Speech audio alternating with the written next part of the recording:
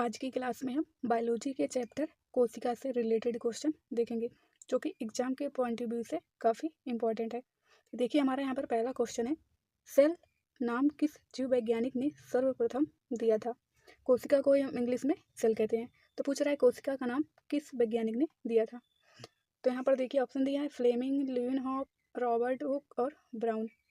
तो कोशिका का नाम जो है सबसे पहले रॉबर्ट हुक ने दिया था। तो option number C Robert Hooke सही हो जाएगा। रॉबर्ट हुक ने जो है इसका नाम 1665 में कोशिका दिया था।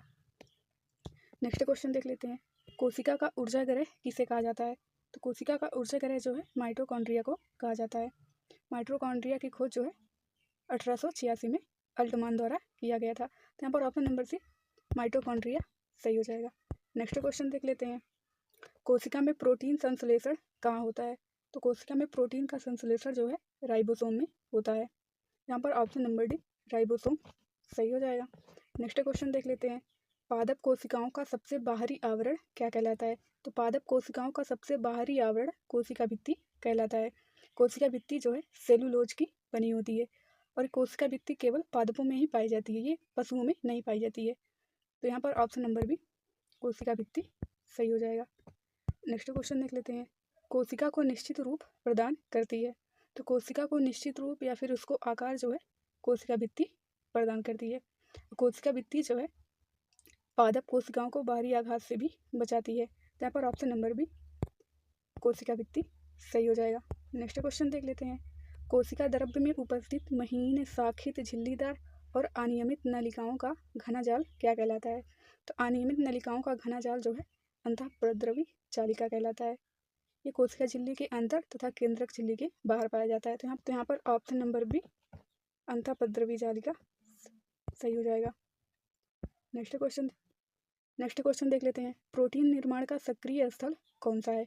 तो प्रोटीन का निर्माण जो है राइबोसोम करता है और राइबोसोम जो है प्रोटीन का संश्लेषण भी करता है। ऑप्शन नंबर डी राइबोसोम सही हो जाएगा।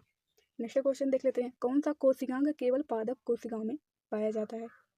तो देखिए यहाँ पर कोशिका भित्ति भी पादप में पाया जाता है, लवक भी और रिक्तिकाएं भी, ये तीनों ही केवल पौधों में ही पाई जाती हैं। तो यहाँ पर ऑप्शन नंबर डी सभी सही हो जाएगा। नेक्स्ट क्वेश्चन देख लेते हैं, कोशिकीय श्वसन का सक्रिय स्थल कौन सा है। तो कोशिकीय श्वसन का सक्रिय स्थल माइटोकॉन्ड्रिया को कहते हैं। माइटोकॉन्ड्रिया जो है कोशिका का ऊर्जा ग्रह भी कहा जाता है। तो यहाँ पर ऑप्शन नंबर सी माइटोकॉन्ड्रिया सही हो जाएगा। नेक्स्ट क्वेश्चन देख लेते हैं, ल्यूकोप्लास्ट मुख्यतः पाए जाते हैं। तो ल्यूकोप्लास्ट जो है जड़ों की कोशिकाओं में पाए जाते हैं। ल्यूकोप्लास्ट जो है लवक का एक पार्ट है। ल्यूकोप्लास्ट जो है लवक का एक पार्ट है जो जड़ों की कोशिकाओं में पाया जाता है। ल्यूकोप्लास्ट जो है रंगहीन होता है, इसमें कोई रंग नहीं होता है, तो ये जड़ों की कोशिकाओं में पाया जाता है। तो यहाँ पर ऑप्शन नंबर ए सही हो जाएगा। नेक्स्ट क्वेश्चन देख लेते हैं, फूलों और बीजों को विभिन्न प्रकार के आकर्षक रंग कौन प्रदान करता है। तो देखिए ये इंपॉर्टेंट क्वेश्चन है। तो फूलों और बीजों को जो रंग प्रदान करता है वो है क्रोमोप्लास्ट। तो यहाँ पर ऑप्शन नंबर बी क्रोमोप्लास्ट सही हो जाएगा। नेक्स्ट क्वेश्चन देख लेते हैं, पत्तियों का हरा रंग कौन प्रदान करता है। तो पत्तियों को हरा रंग जो है क्लोरोप्लास्ट प्रदान करता है, ये सबको पता है। तो यहाँ पर ऑप्शन नंबर सी क्लोरोप्लास्ट सही हो जाएगा। नेक्स्ट क्वेश्चन देख लेते हैं, कोशिका की आत्महत्या की थैली किसे कहा जाता है। तो कोशिका की आत्महत्या की थैली जो है लाइसोसोम को कहा जाता है। लाइसोसोम जो है कोशिकीय पाचन में भी मदद करता है। तो यहाँ पर ऑप्शन नंबर सी लाइसोसोम सही हो जाएगा। नेक्स्ट क्वेश्चन देख लेते हैं, लाइसोसोम में कौन सा एंजाइम पाया जाता है। तो लाइसोसोम में जो है हाइड्रोलाइटिक एंजाइम पाया जाता है। तो यहाँ पर option number D hydrolytic enzyme सही हो जाएगा। नेक्स्ट क्वेश्चन देख लेते हैं, 80% से अधिक कोशिका में कौन सा पदार्थ पाया जाता है। तो 80% से अधिक कोशिका में जल पाया जाता है। तो यहाँ पर ऑप्शन नंबर सी जल सही हो जाएगा। देख लेते हैं, गोल्जी काय का प्रमुख कार्य क्या है। तो गोल्जी काय का प्रमुख कार्य है श्रवण करना। गोल्जी काय में जो है वसा और प्रोटीन अधिक मात्रा में पाया जाता है। गोल्जी काय जो है लाइसोसोम का निर्माण भी करता है। तो यहाँ पर ऑप्शन नंबर डी स्रावी सही हो जाएगा। नेक्स्ट क्वेश्चन देख लेते हैं, कौन सा कोशिकांग डीएनए रखता है, यानी कि कौन से कोशिकांग का अपना खुद का डीएनए होता है। तो माइटोकॉन्ड्रिया का खुद का डीएनए होता है। तो यहाँ पर ऑप्शन नंबर बी माइटोकॉन्ड्रिया सही हो जाएगा। नेक्स्ट क्वेश्चन देख लेते हैं, माइटोकॉन्ड्रिया की खोज किसने की थी? तो माइटोकॉन्ड्रिया की खोज जो है आल्टमैन ने की थी 1886 में। तो यहाँ पर ऑप्शन नंबर ए आल्टमैन सही हो जाएगा। नेक्स्ट क्वेश्चन देख लेते हैं। कौन सा अंग प्रायः जंतु कोशिका में उपस्थित नहीं होता है? तो देखिए हमने पिछले क्वेश्चन बताया कि लवक केवल पादप कोशिकाओं में पाया जाता है। तो यहाँ पर गोल्जी का है माइटोकॉन्ड्रिया, अंतःपद्रवी जालिका, ये सब जंतु में पाया जाता है और लवक जो है पादप में पाया जाता है। यहाँ पर नहीं पूछ रहा है, तो यहाँ पर ऑप्शन नंबर है सी लवक नहीं पाया जाता है। नेक्स्ट क्वेश्चन देख लेते हैं। लाइसोसोम का कार्य क्या है? तो लाइसोसोम का कार्य अंतःकोशिकीय पाचन में। तो यहाँ पर ऑप्शन नंबर सी अंतःकोशिकीय पाचन सही हो जाएगा। नेक्स्ट क्वेश्चन देख लेते हैं। कोशिका भित्ति होती है, तो कोशिका भित्ति जो है पारगम्य होती है। कोशिका भित्ति जो है कोशिका को निश्चित आकार देती है। तो यहाँ पर ऑप्शन नंबर ए पारगम्य सही हो जाएगा। नेक्स्ट क्वेश्चन देख लेते हैं। माइटोकॉन्ड्रिया का भीतरी वलन क्या कहलाता है? तो माइटोकॉन्ड्रिया का भीतरी वलन जो है क्रिस्टी कहलाता है। तो नंबर बी क्रिस्टी सही हो जाएगा। नेक्स्ट क्वेश्चन देख लेते हैं। माइटोकॉन्ड्रिया किसमें अनुपस्थित होता है? तो माइटोकॉन्ड्रिया जो है जीवाणुओं में नहीं पाया जाता है। ईस्ट, कवक, हरे सवाल इन सब में पाया जाता है। तो यहाँ पर ऑप्शन नंबर सी जीवाणु सही हो जाएगा। नेक्स्ट क्वेश्चन देख लेते हैं। कौन सा कोशिकांग डीएनए रखता है? यानी कि कौन से कोशिकांग का अपना खुद का डीएनए होता है?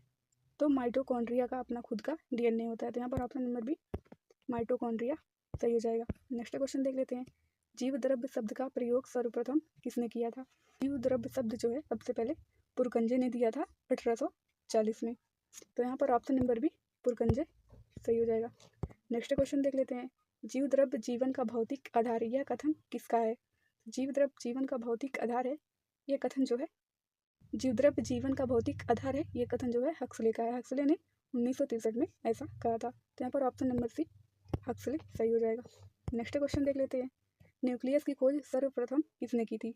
तो न्यूक्लियस की खोज सर्वप्रथम किसने की थी? न्यूक्लियस की खोज सबसे पहले जो है ब्राउन ने की थी। ब्राउन का पूरा नाम क्या है? Robert brown. इन्होंने 1831 में न्यूक्लियस की खोज की थी। तो यहाँ पर ऑप्शन नंबर डी ब्राउन सही हो जाएगा। नेक्स्ट क्वेश्चन देख लेते हैं। कोशिका की क्रियात्मक गतिविधियाँ नियंत्रित होती हैं। कोशिका की क्रियात्मक गतिविधियाँ जो है केंद्रक द्वारा नियंत्रित होती हैं। तो यहाँ पर ऑप्शन नंबर डी केंद्रक सही हो जाएगा। नेक्स्ट क्वेश्चन देख लेते हैं।